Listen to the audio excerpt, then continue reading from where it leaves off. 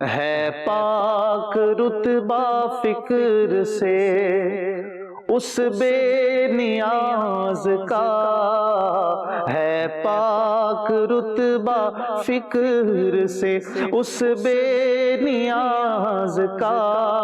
الحمدللہ رب العالمین والصلاة والسلام علی سید المرسلین، اما بعد فاعوذ باللہ من الشیطان الرجیم، بسم اللہ الرحمن الرحیم۔ الصلاة والسلام علیک یا رسول اللہ وعلی آلک واصحابک یا حبیب اللہ۔ الصلاة والسلام علیک یا نبی اللہ وعلی آلک واصحابک یا نور اللہ۔ ایک بار پھر ناظرین آپ کو خوش آمدید کہتے ہیں پروگرام کلام شہنشاہ سخن۔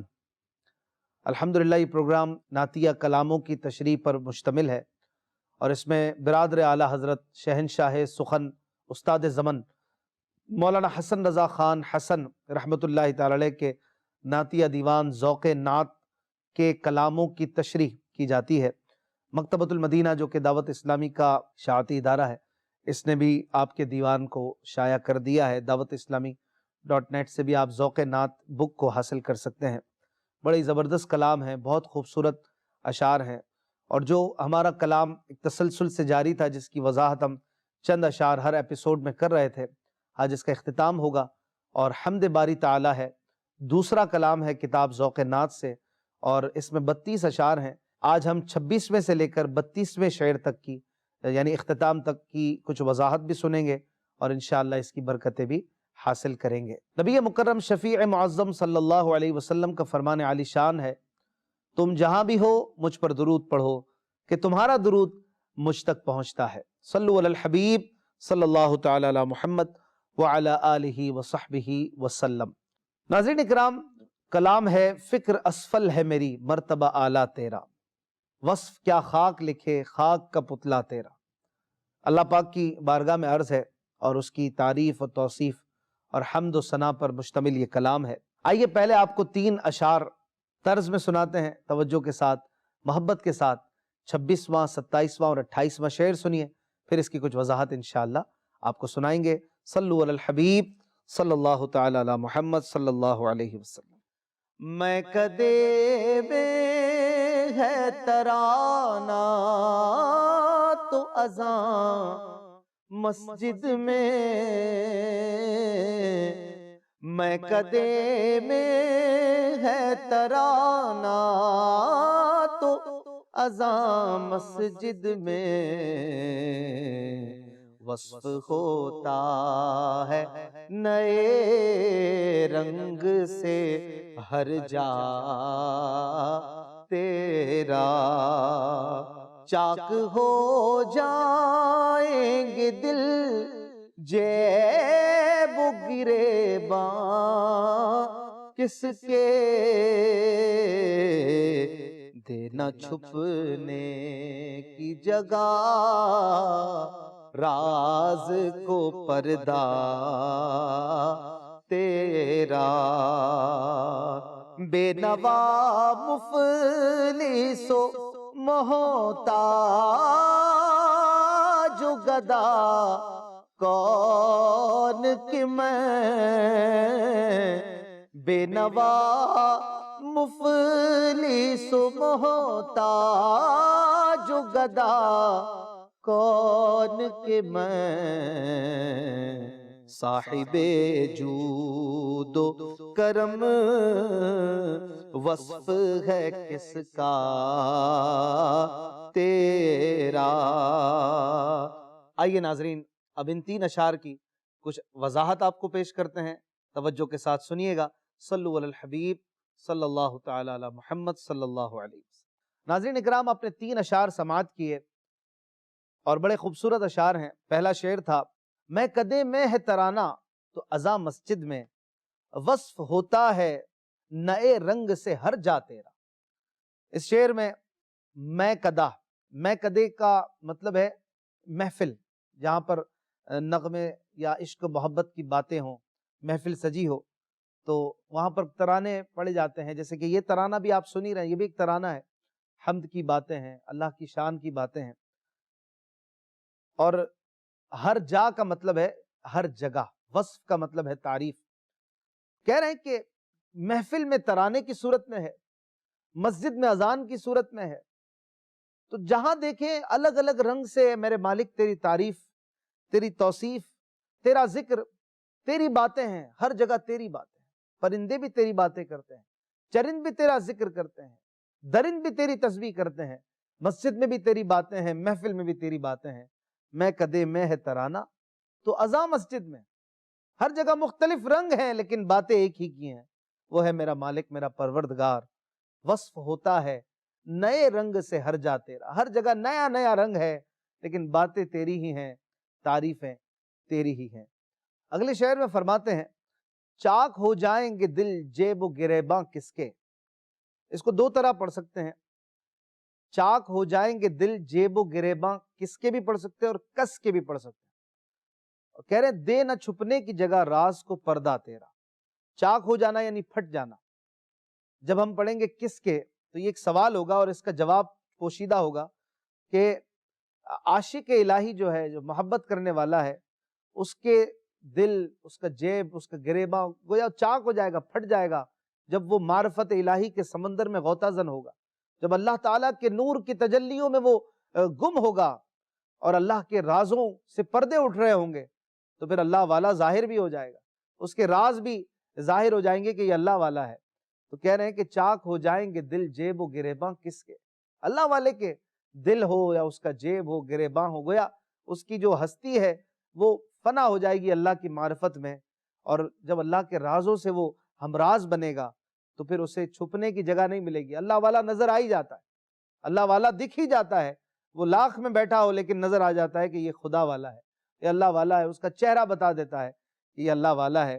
اور اس کو اگر کس کے پڑھیں، چاک ہو جائیں گے دل جیب و گریباں کس کے، تو اس سے مراد یہ ہوگی کہ جتنا بھی عاشق الہی گریبان کو کس لے، کپڑوں کو مضبوط کر لے، لیکن جب وہ محو ہوتا ہے، یاد الہی میں گم ہوتا ہے، تو گویا اس کا گریبان، اس کا جو جیب ہے، اس کا جو دامن ہے، وہ تار تار ہو جاتا ہے، وہ چاک ہو جاتا ہے، جسے وہ اپنے آپ میں نہیں ہے۔ وہ ہے نا، میں پہنچوں کوئے جانا میں، گریباں چاک سینہ چاک، گرا دے کاش مجھ کو شوق تڑپا کر مدینے میں۔ تو یہ وہی کیفیت ہوتی ہے جب بندہ محبت میں گم ہوتا ہے اور اس کیفیت کے ساتھ ہوتا ہے تو پھر وہ چاک گریباں کر دیتا ہے، اپنے آپ میں نہیں رہتا ہے، وہ سب کچھ چھوڑ دیتا ہے، اگرچہ کتنا ہی کس کے اس نے باندھا ہوا ہو۔ تو چاک ہو جائیں گے دل جیب و گریباں کس کے، یعنی کتنا ہی کسا ہوا ہو لیکن اسی کسنے میں ہی، کسنا یعنی ٹائٹ کر کے باندھنا، اسی میں یہ پھٹ جائیں گے۔ کب؟ دے نہ چھپنے کی جگہ راز کو پردہ تیرا، جب بندہ اللہ تبارک و تعالیٰ کے رازوں میں گم ہوتا ہے، اس کی رازوں سے ہم راز ہوتا ہے، اس کی معرفت کی دنیا دیکھتا ہے، تو پھر چھپنے کی جگہ نہیں ملتی ہے، وہ نظر آ جاتا ہے کہ یہ اللہ والا ہے۔ اگلے شعر میں بڑی پیاری بات کی ہے، بڑا آسان شعر ہے، کہہ رہے ہیں بے نوا مفلس و محتاج و گدا کون، کہ میں صاحب جود و کرم، وصف ہے کس کا تیرا۔ دونوں مصروں میں شعر کے جو دو لائنز ہوتی ہیں ان کو مصرع کہتے ہیں، فرسٹ اینڈ سیکنڈ، پہلا مصرع دوسرا مصرع۔ پہلے مصرے میں بھی سوال ہے، دوسرے میں بھی سوال ہے، پہلے میں بھی جواب ہے، دوسرے میں بھی جواب ہے۔ کہہ رہے ہیں بے نوا، بے نوا یعنی جس کی کوئی بات نہ سنتا ہو، بے سہارا ہو، جس کی کوئی آواز نہ ہو، مفلس یعنی بالکل کنگال، محتاج جس کے پاس کچھ نہ ہو، حاجت مند ہو، گدا یعنی بھکاری۔ کہہ رہے ہیں یہ کون ہے؟ بے نوا کون ہے، مفلس کون ہے، محتاج کون ہے، گدا کون ہے؟ کہہ رہے ہیں میں، بے نوا میں ہوں، محتاج بھی تیرا میں ہوں، تیرا بھکاری بھی مالک میں ہوں۔ بے نوا مفلس و محتاج و گدا کون، یہاں تک سوال تھا، آگے ہے جواب کہ میں، وہ میں ہوں، اور مالک تو کون ہے؟ صاحب جود و کرم، وصف ہے کس کا تیرا، یا کس کا تک سوال تھا کہ صاحب جود و کرم کون ہے۔ جود و کرم یعنی عطائیں کرنے والا، کرم کرنے والا، دینے والا، بانٹنے والا، وہ کون ہے؟ تیرا ہی تو وصف ہے، تو ہی تو ہے کہ بندوں کو عطا کرتا ہے، تو ہی دیتا ہے، تو ہی بندوں پہ لطف کرتا ہے، مہربانیاں کرتا ہے، بندے کتنے ہی برے ہوں تیرا کرم بندہ نوازی پہ تلا رہتا ہے اور اپنے بندوں کو وہ مایوس نہیں ہونے دیتا۔ تین اشعار کی کچھ وضاحت آپ نے سنی، آئیے اس کلام کے اختتامی چار اشعار آپ کو طرز میں سناتے ہیں ایک بار پھر، اور پھر انشاءاللہ ان کی وضاحت آپ کی گوش گزار کی جائے گی۔ صلو علی الحبیب صلی اللہ تعالی علی محمد صلی اللہ علیہ وسلم۔ آفریں اہل محبت کے دلوں کو اے دوست، آفریں اہل محبت کے دلوں کو اے دوست، ایک کوزے میں لیے بیٹھے ہیں دریا تیرا، اتنی نسبت بھی مجھے دونوں جہاں میں بس ہے، اتنی نسبت بھی مجھے دونوں جہاں میں بس ہے، تو میرا مالک و مولا ہے، میں بندہ تیرا، انگلیاں کانوں میں دے دے کے سنا کرتے ہیں، انگلیاں کانوں میں دے دے کے سنا کرتے ہیں، خلوت دل میں عجب شور ہے برپا تیرا، اب جماتا ہے حسن اس کی گلی میں بستر، اب جماتا ہے حسن اس کی گلی میں بستر، خوب رویوں کا جو محبوب ہے پیارا تیرا، خوب رویوں کا جو محبوب ہے پیارا تیرا۔ آئیے ناظرین، اب ان 4 اشعار کی کچھ وضاحت آپ کو پیش کرتے ہیں، توجہ کے ساتھ سنیے گا۔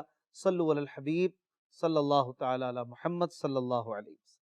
ناظرین اکرام، آپ نے 4 شعر طرز میں سماعت کی ہے۔ اس کلام کی یہ اختتامی شعر ہے اور یہ حمد باری تعالیٰ کے لاجواب پیارے پیارے اشعار کا اختتام ہے، تکمیل ہے۔ پہلا شعر جو آپ نے سماعت کیا، کہتے ہیں آفریں اہل محبت کے دلوں کو اے دوست، آفریں اہل محبت کے دلوں کو اے دوست، ایک کوزے میں لیے بیٹھے ہیں دریا تیرا۔ آفریں کا مطلب ہے واہ واہ، جملہ تحسین ہے، کسی کی بڑائی اور بہتری اور حسن کو بیان کرنے کے لیے کہتے ہیں آفرین ہے بھائی تم پر، تو آفرین ہے تم پر، تم نے اتنا بڑا کام کیا، آفرین ہے تم نے ایسی عمارت بنائی۔ تو یہ جملہ تحسین ہے، داد دینے کے لیے کہا جاتا ہے آفرین۔ اہل محبت یعنی محبت والے، تو کہہ رہے ہیں اے دوست، اہل محبت کے دلوں پر تحسین ہے، آفرین ہے، واہ کیا دل ہیں ان کے۔ آپ نے دل کی ڈائیگرام تو دیکھی ہوگی، دل کیسا ہوتا ہے؟ جیسے کوئی پیالہ ہو، جیسے کوزہ ہو، کوزہ کہتے ہیں پیالے کو، تو یہ ہے تو بظاہر کوزہ، لیکن اس کوزے میں جب اللہ والوں کو دیکھیں تو پورا دریا محبت کا بہ رہا ہوتا ہے۔ گویا کوزے میں دریا کو بند کرنے والی مثال یہاں اللہ والوں کے دل پہ فٹ آتی ہے کہ آفریں اہل محبت کے دلوں کو اے دوست، ایک کوزے میں لیے بیٹھے ہیں دریا تیرا۔ ایک کوزے میں یعنی ایک ہی پیالے میں جو دل ہے، دل کو مجازی طور پر یہاں کوزہ کہہ رہے ہیں کہ اس کوزے میں کیا ہے؟ اللہ کی محبت کا دریا ہے جو موجے مار رہا ہے، ایک سمندر ہے جو ٹھاٹھے مار رہا ہے۔ یہ کتنی بڑی بات ہے کہ ایک کوزے میں، ایک دل میں اتنا بڑا دریا لے کے بیٹھے۔ تو یہ محاورہ جو ہے وہ انتہائی کمال کے ساتھ برادر اعلیٰ حضرت نے، شہنشاہ سخن نے اس شعر میں سیٹ کر دیا، اور معنی بھی اس کا کیسا ملایا۔ واہ واہ واہ، آپ کی شاعری پر سبحان اللہ، آپ کی شاعری پر آفرین۔ اگلا شعر جو آپ نے سماعت کیا تھا وہ کہتے ہیں کہ اتنی نسبت بھی مجھے دونوں جہاں میں بس ہے۔ اے میرے مالک، اتنی نسبت بھی مجھے دونوں جہاں میں بس ہے، تو میرا مالک و مولا ہے، میں بندہ تیرا۔ بس ہونا یعنی کافی ہونا، تو یہ نسبت اور یہ شرف کہ میں تیرا بندہ ہوں، تو میرا معبود ہے، میں تیری تعریف کرتا ہوں، تو میرا محمود ہے، تو میرا مالک ہے، میں تیرا بندہ ہوں، یہ نسبت کافی ہے میرے مالک، اے میرے مالک، یہ نسبت اور یہ بندگی میرے لیے بس ہے، کافی ہے، یہ شرف ہے میرے لیے کہ تو میرا مالک و مولا ہے، میں بندہ تیرا۔ اتنی نسبت بھی مجھے دونوں جہاں میں بس ہے۔ یہ اللہ کی رحمت پہ امید ہے۔ ایمان ہوتا ہی اس طرح ہے کہ اللہ تعالیٰ کی محبت بھی ہو اور اللہ کا خوف بھی ہو۔ ایمان خوف اور امید کی درمیانی کیفیت کا نام ہے، تو خوف بھی ہو اور امید بھی ہو، محبت بھی ہو کہ اتنی نسبت بھی مجھے دونوں جہاں میں بس ہے، کافی ہے۔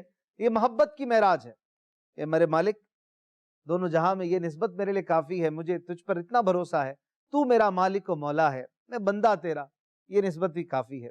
آگے فرماتے ہیں بڑی پیاری بات، اہل معرفت کی بات کرتے ہوئے کہتے ہیں، انگلیاں کانوں میں دے دے کے سنا کرتے ہیں، انگلیاں کانوں میں دے دے کے سنا کرتے ہیں، خلوت دل میں عجب شور ہے برپا تیرا۔ یہ بڑی زبردست بات ہے، گہرائی والی باتیں ہیں کہ جب سننا ہوتا ہے تو کانوں سے انگلیاں نکالنی پڑتی ہیں نا۔ کان میں انگلی دے کے کون سنتا ہے؟ جب کچھ نہیں سننا ہوتا تو کان میں انگلی دیتے ہیں کہ بھائی مجھے نہیں سننا، بڑا شور ہے۔ تو یہ کہہ رہے ہیں کہ یہ اہل معرفت کا انداز ہی نرالا ہوتا ہے، الٹی ہی چال چلتے ہیں دیوان گانے عشق، آنکھوں کو بند کرتے ہیں دیدار کے لیے، یہ بھی کسی نے کہا تھا۔ تو یہ بھی کچھ اسی طرح کی ملتی جلتی بات ہے کہ جو اہل دل ہیں ان کی دل کی خلوت میں ایک عجب ہنگامہ برپا ہے، محبت کا دریا جو بہہ رہا ہے، خلوت دل میں عجب ایک عجیب شور برپا ہے، اور اسے سننے کے لیے دنیاوی باتوں، دنیاوی آوازوں سے ذرا نکلنا پڑتا ہے، اسی لیے کان بند کرنے پڑتے ہیں۔ کہہ رہے انگلیاں کانوں میں دے دے کے سنا کرتے ہیں، خلوت دل میں عجب شور ہے برپا تیرا۔ یہ بڑی پیاری بات ہے اور بڑی گہرائی والی بات ہے کہ جو اللہ والے ہیں، جو اہل معرفت ہیں، وہ دنیا سے قطع تعلق کر کے، دنیا سے دور ہو کر، دنیا کی باتوں کو چھوڑ کر، دنیا کی آوازوں سے خلوت میں جا کر گویا کانوں میں انگلیاں دے ڈالی کہ نہیں سننی دنیا کی باتیں، اس دل میں جو راز بس رہے ہیں، جو محبت کی باتیں بس رہی ہیں، یہ شور کافی ہے، یہ محبت کا دریا، اسی کا شور کافی ہے، خلوت دل میں عجب شور ہے برپا تیرا۔ یہاں تک 31 شعر ہوئے، اور اب لاسٹ شعر یہ مقطع ہے۔ مقطع کہتے ہیں وہ شعر کے جو کلام کو مکمل کر دے، جو اس بحر کو توڑ دے اور کلام مکمل ہو۔ اسی میں شاعر اپنا تخلص بھی استعمال کرتے ہیں۔ تخلص اس نام کو کہتے ہیں جو شاعر نے اپنے کلاموں کی نشانی کے طور پر منتخب کر لیا ہو، جیسے میرے پیر و مرشد امیر اہل سنت مولانا الیاس قادری صاحب کا تخلص ہے عطار، اعلیٰ حضرت امام احمد رضا رحمت اللہ علیہ کا تخلص تھا رضا، تو ان کا جو تخلص ہے وہ ہے حسن، اور اس شعر میں آپ نے اسے استعمال کیا ہے، اور اس شعر سے اب یہ شفٹ ہو رہے ہیں نعت کی طرف۔ یہاں تک حمد تھی، اب اللہ پاک کی بارگاہ میں عرض کرتے ہیں کہ اب جماتا ہے حسن اس کی گلی میں بستر، اب جماتا ہے حسن اس کی گلی میں بستر، خوب رویوں کا جو محبوب ہے پیارا تیرا۔ بستر جمانا یعنی کسی کی گلی میں جا پڑنا، وہاں پر جا کر جیسے کہ بس جانا کہ بس اب چھوڑ کے نہیں جانا ہے میں نے، تو بستر جمانا گویا پڑے رہ جانا، وہاں سے اب نہیں جانے کی پوری ایک ذہن بنا لینا کہ میں نے یہاں سے جانا نہیں ہے۔ تو اب میرے مالک تیرے دربار میں حمد پیش کی، اب میں کچھ نعتیں پیش کروں گا، کچھ تعریفیں تیرے پیارے کی بارگاہ میں پیش کروں گا، اور وہ کون ہے؟ خوب رو کہتے ہیں خوبصورت کو، کہہ رہے خوب رویوں کا جو محبوب ہے، تیرا پیارا تیرا حبیب تو وہ ہے کہ جو خوبصورتوں کا بھی محبوب ہے، جو خوبصورت لوگ ہیں دنیا بھر کے وہ بھی اسے چاہتے ہیں، اور چاہے وہ صدیق ہوں، وہ عمر ہوں، عثمان ہو، علی جیسے پیارے ہوں رضی اللہ عنہم، وہ حسن ہوں یا حسین ہوں، علی اصغر ہوں یا علی اکبر ہوں، سب کے پیارے ہیں، خوب رویوں کے جو محبوب ہیں ہمارے پیارے پیارے آخری نبی صلی اللہ علیہ وسلم، وہ تیرے بھی پیارے ہیں اور پیاروں کے بھی پیارے ہیں، خوب رویوں کا جو محبوب ہے پیارا تیرا۔ اور یہ ایک زبردست انداز ہے نعت کو اسٹارٹ کرنے کا، اور اس کے بعد یہ 32 اشعار مکمل ہوئے۔ اب جو آگے کلام شروع ہو رہا ہے، جن و انسان و ملک کو ہے بھروسہ تیرا، اگلے ایپیسوڈ میں انشاءاللہ اس کے کچھ اشعار آپ کی طرف ہم بڑھائیں گے، بڑے پیارے انداز ہیں، اور انشاءاللہ امید ہے آپ کو اس میں بھی بڑا مزہ آئے گا۔ یہاں پر حمد باری تعالی مکمل ہوئی۔ اللہ پاک ہمیں اپنی محبت دے، اپنی تعریف کا شوق دے، ذوق دے، لذت دے، معرفت دے، اور ہمیں اپنی رضا والی زندگی گزارنے کی توفیق عطا فرمائے۔ زندگی رہی تو انشاءاللہ اگلی قسط کے ساتھ پھر اگلے پروگرام میں ملاقات ہوگی۔ اپنا خیال رکھیے گا۔ صلو علی الحبیب صلی اللہ تعالی علی محمد صلی اللہ علیہ وسلم۔ ہے پاک رتبہ فکر سے اس بے نیاز کا، ہے پاک رتبہ فکر سے اس بے نیاز کا،